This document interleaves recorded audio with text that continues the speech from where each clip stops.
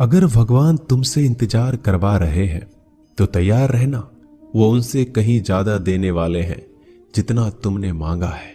जिस तरह लोग मुर्दे इंसान को कंधा देना पुण्य समझते हैं, काश इस तरह जिंदा इंसान को सहारा देना पुण्य समझने लगे तो जिंदगी आसान हो जाएगी।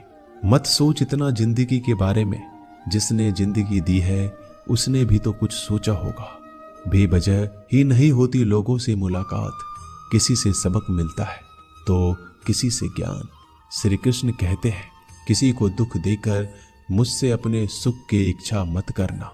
अगर तुम किसी को एक पल का भी सुख देते हो तो अपने दुख की चिंता कभी मत करना। जब दर्द और कर्बी बोली दोनों सहन होने लगे तो समझ लेना जीना आ गया है।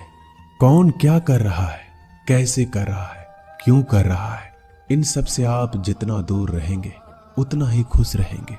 हंसते रहो तो दुनिया साथ है, वरना आंसुओं को तो आंखों में भी जगह नहीं मिलती। जीवन में जो होता है वह किसी वजह से होता है, या तो वह आपको कुछ बनाकर जाता है या फिर कुछ सिखाकर।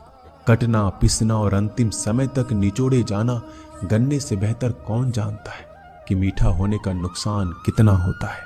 जब कोई दिल दुखाए तो सबसे बेहतर है कि हम चुप हो जाएं, क्योंकि जिन्हें हम जवाब नहीं देते उन्हें फिर वक्त जवाब देता है। अंधे बहरे गूंगे बनकर अपने लक्ष्य पर ध्यान देते रहो। यहाँ इतने खाली लोग हैं कि ना खुद कुछ करेंगे और ना करने वालों को कुछ करने देंगे, और उनका मनोबल भी तोड़ देंगे। लोग जरा सी बात पर आपको छोड़ देते हैं और भगवान जरा सी प्रार्थना से आपको थाम लेते हैं। कर्मों से डरिए, ईश्वर से नहीं। ईश्वर तो माफ कर देता है मगर कर्म नहीं। यह अटल सत्य है कि जैसे बछड़ा 100 गायों में अपनी माँ को ढूंढ लेता है, उसी प्रकार कर्म अपने कर्ता को आज नहीं तो कल ढूंढ ही लेता है। नीयत साफ और मकसद सही हो तो यकीनन किसी न किसी रूप में ईश्वर भी आपकी मदद करते हैं। जिंदगी में जितना शांत रहोगे अपने आप को उतना ही मजबूत पाओगे, क्योंकि लोहा ठंडा होने पर मजबूत होता है। गरीब रहोगे कोई ध्यान नहीं देता, मेहनत करोगे तो सब हंसेंगे, लेकिन जब कामयाब हो जाओगे तो सब जलेंगे। जिंदगी वो हिसाब है जिसे पीछे जाकर सही नहीं किया जा सकता। इसलिए आज में सुधार करें और पुरानी बातों को अनुभव की तरह इस्तेमाल करें। जिस जिंदगी में उत्साह, लक्ष्य और अनुशासन ना हो उसे जिंदगी जीना नहीं, जिंदगी काटना कहते हैं। कभी कभी आप बिना कुछ गलत किए भी बुरे बन जाते हैं, क्योंकि जैसा लोग चाहते थे आप वैसा नहीं करते। जिस मनुष्य के हृदय में सच्ची मानवता हो उसकी सोच हमेशा यही होगी कि मुझे मिला हुआ दुख किसी को ना मिले और मुझे मिला हुआ सुख सबको मिले। मैंने हंसकर भी देख लिया और रोकर भी देख लिया, किसी को पाकर किसी को खोकर भी देख लिया। ये जान लिया कि जिंदगी वही जी सकता है जिसने अकेले जीना सीख लिया। जिंदगी बहुत कुछ सिखाती है, थोड़ा रुलाती है, थोड़ा हंसाती है। खुद से ज्यादा किसी पे भरोसा मत करना, क्योंकि अंधेरे में तो परछाई भी साथ छोड़ देती है। अगर कोई आपको सच्चा प्यार करता है तो वह आपको समय जरूर देगा, आपकी हर स्थिति में साथ देगा, हमेशा आपके लिए समर्पित रहेगा, क्योंकि सच्चा प्यार एक दूसरे की खुशियां चाहेगा, आंखों में पानी नहीं। लोहे को कोई नष्ट नहीं कर सकता, बस उसका जंग उसे नष्ट कर सकता है। इसी तरह आदमी को कोई और नहीं बल्कि उसकी सोच ही नष्ट कर सकती है। इसलिए सोच अच्छी रखो, फल अच्छा ही होगा। इतना कमजोर मत बनो कि कोई भी आपको तोड़ सके, बल्कि इतना मजबूत बनो कि आपको तोड़ने वाला खुद ही टूट जाए।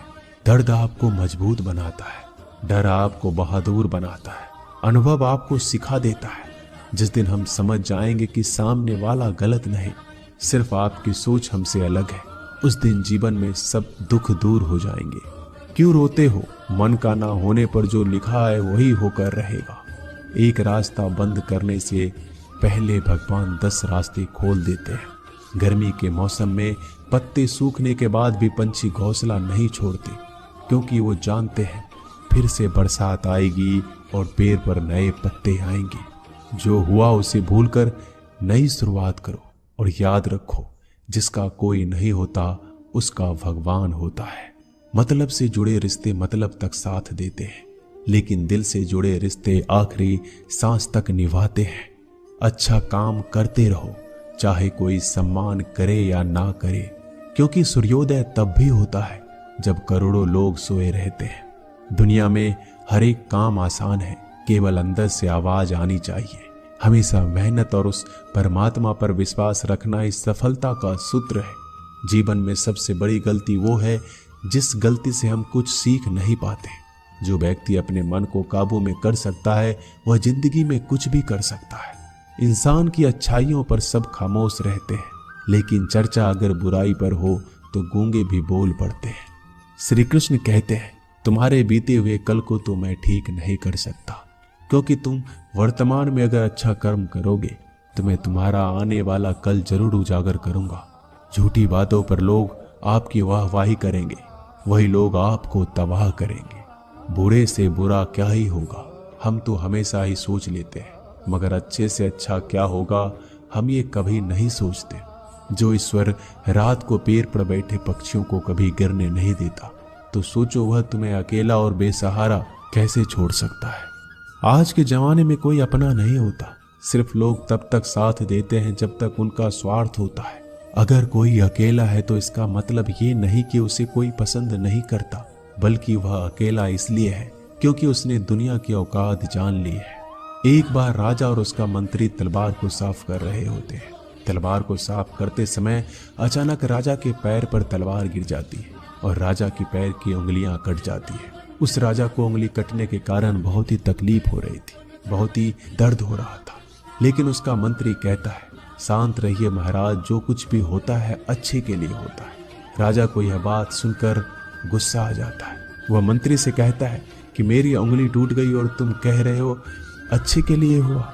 वह मंत्री राजा को समझाने की कोशिश करता है, पर वो नहीं मानता और बिना सुने गुस्से के कारण मंत्री को काल कोठरी में बंद करने का आदेश दे देता है। पर मंत्री को इस बात का कोई दुख नहीं था, क्योंकि उसका अभी भी यही कहना था कि जो होता है अच्छे के लिए होता है। वो अपनी खुशी से ही अपने आप को सैनिक के हवाले कर देता है। राजा इस बात को सुनकर चौंक जाता है, सोचता है कि मेरा मंत्री कितना मूर्ख था। उसे लग रहा था कि मैंने उसे अच्छाई के लिए कैद कर दिया। इस घटना के 3 महीने बीत जाते हैं। एक दिन राजा अपने सैनिकों को लेकर शिकार करने के लिए जंगल में जाता है। राजा को एक हिरन दिखता है। हिरन का पीछा करते करते राजा घने जंगलों में चला जाता है। वह हिरन को पकड़ नहीं पाता और जंगलों में खो जाता है। वो बाहर आने के लिए रास्ता ढूंढता है, लेकिन रास्ता उसे नहीं मिलता। तभी कुछ आदिवासी लोग उसे घेर लेते हैं।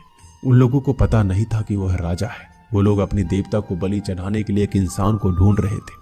आदिवासी लोग राजा को पकड़कर अपने इलाके में ले जाते हैं। राजा उनको बार बार समझाने की कोशिश करते हैं, लेकिन वो लोग कुछ भी नहीं समझ रहे थे। वो लोग खुशी से नाचते हैं और राजा को नहलाकर बलि चढ़ाने के लिए उनको कपड़ा पहनाते हैं। अब राजा को लगता है कि वो मरने वाला है। जब आदिवासी लोगों का मुखिया राजा को मारने जाता है, तब देखता है कि राजा की पैर की उंगली कट चुकी है। इसको देखकर उसका मुखिया कहता है कि इस इंसान की बलि नहीं दी जा सकती, क्योंकि ये इंसान पूरा नहीं है, एक अंग कटा हुआ है, और उनके भगवान को एक पूरे इंसान की बलि ही दी जा सकती है। अगर ऐसे इंसान की बलि दी जाए जिसका अंग पहले से कटा हुआ है, तो उनके देवता खुश होने की जगह नाराज हो जाएंगे। फिर वो लोग राजा को छोड़ देते हैं। राजा खुशी खुशी अपने महल चला जाता है और सोचता है, अगर मेरी उंगली उस दिन ना कटी होती तो आज मेरी मौत हो जाती। इसका मतलब मंत्री सही कह रहा था, जो कुछ होता है अच्छे के लिए होता है। फिर राजा अपने सैनिकों को आदेश देता है कि जल्दी से जाकर मंत्री को रिहा किया जाए। फिर राजा मंत्री को अपना पद वापस देते हैं और पूछते हैं, मंत्री, उस दिन मेरी उंगली कट गई, मेरे लिए अच्छा हुआ, मैं मान गया, लेकिन तुम जेल में हो, इससे तुम्हारा क्या अच्छा हुआ? मंत्री खुशी खुशी राजा से कहता है, महाराज, आप शिकार के लिए जाते तो आपके साथ मुझे भी आना पड़ता, और अगर मैं आपके साथ जाता तो वो लोग मुझे मार देते। मंत्री की बात सुनकर राजा को समझ आता है कि जो भी हमारे जीवन में होता है वो अच्छे के लिए होता है। अगर हम अपने जीवन में देखें तो हमारे जीवन में भी कुछ मुश्किलें आती हैं, हम उनका सामना नहीं करते, हम उनको ही दोष देते हैं। ये मुश्किलें हमें आगे बढ़ाने और मजबूत कराने के लिए ही आती हैं। हमें हर मुश्किलों को सकारात्मक तरीके से देखना चाहिए, क्योंकि हर चीज कुछ ना कुछ सिखाकर ही जाती है। हर व्यक्ति के जीवन में सुख और दुख का आना जाना बना रहता है। दोस्तों, आशा करते हैं कि ये वीडियो आपको पसंद आई होगी। मिलते हैं जल्दी नए ज्ञानवर्धक वीडियो के साथ। धन्यवाद।